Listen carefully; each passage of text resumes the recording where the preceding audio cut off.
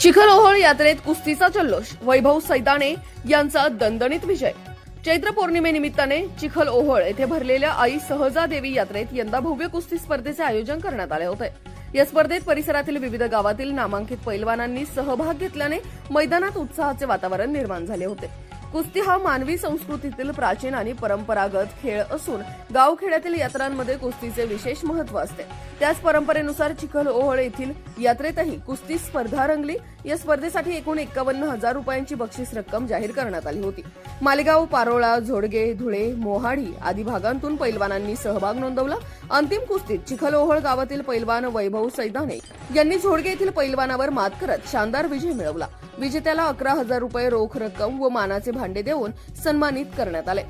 यानंतर गावातून विजयी मिरवणूक काढण्यात आली। या स्पर्धेत पंकज गोलाईत, सागर त्रिभुवन, शिवा त्रिभुवन आणि शंकर खैरनार यांनीही उत्कृष्ट कामगिरी करत प्रेक्षकांची दाद मिळवली। कार्यक्रमास गावातील सरपंच, उपसरपंच, पोलीस पाटील, तंटामुक्ती अध्यक्ष तसेच ग्रामस्थ मोठ्या संख्येने उपस्थित होते।